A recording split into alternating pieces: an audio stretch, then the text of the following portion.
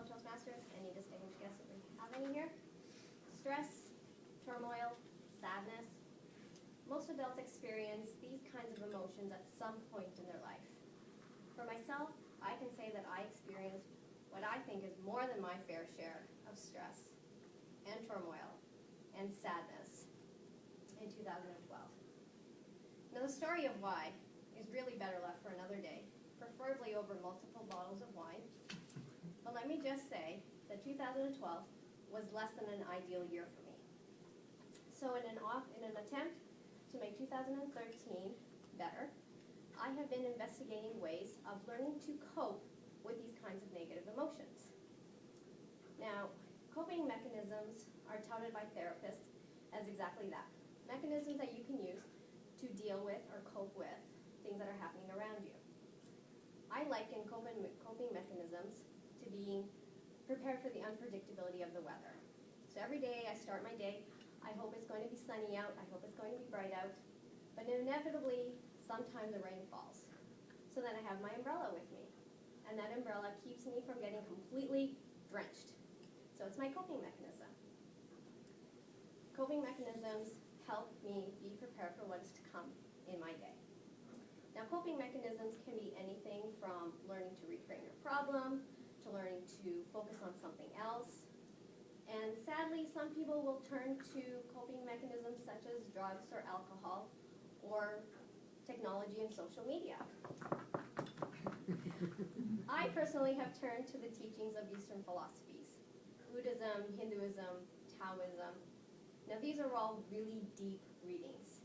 They use words like akasa and dukkha, and as a priestly professional, I just don't have time to absorb all of these thoughts. I do hope to someday. But for now, I have distilled what I've read so far into three main coping mechanisms. They are meditation, detachment, and acceptance. The first of these, meditation, it conjures up images of a sage sitting in a field in a namaste pose for hours on end. Well, that's not going to happen in my world. So my take on meditation is just even being able to take a few breaths and remembering that my inner awareness is separate from what is external. And I visualize my inner awareness sitting on a pedestal inside me, and that is separate from anything that's happening externally. When I can keep that separation visualized in my head, I start to practice the second coping mechanism of detachment. Now, detachment doesn't mean not caring. It doesn't mean not having any emotions. What detachment means is not being attached to the outcome. So you can work hard, you can strive to be the very best you can be, you can go for that goal, you can participate in that relationship, but you are not attached to the outcome.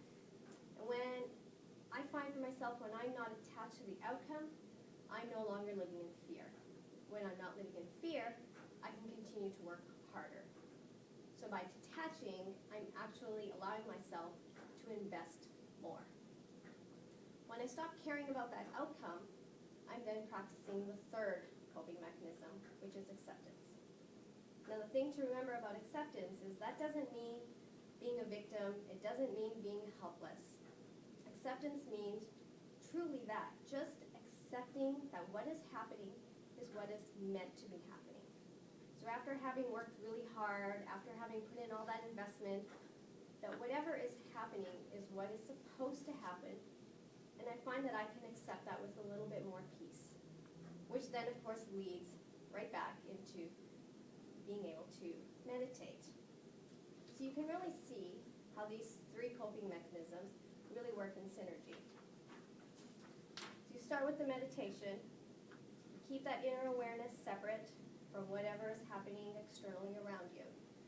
You keep that detachment from the outcome of what the actions that are happening around you. And then you keep that acceptance and that peaceful thought of what is happening is what is meant to be happening, which then allows you to circle right back into feeling that meditative peacefulness. Now I can say that, first of all, none of this stuff is easy. As a very, self-professed OCD type A personality, it's really hard sometimes to let go. And it is very hard to say, okay, I accept what's happening, especially when the outcome is not as I wanted. But I find that I'm able to cope better with all of this stress and any of the turmoil and any of the sadness that's going to come my way. And I can say with certainty, as I go about 2013, I'm going to experience all of these negative emotions again this year. But my main goal right now is to be able to handle them in a way that is better than I did last year. My goal is not to lead a life free of any negativity, because I don't want to just run away from living life. My goal is to be able to handle these better. So every day, I will wake up, I will continue to hope that it's sunshine, I will continue to hope that it's bright outside, but I know that it might rain, and I will keep that umbrella with me, and I hope that each one of you always has an umbrella with you as well.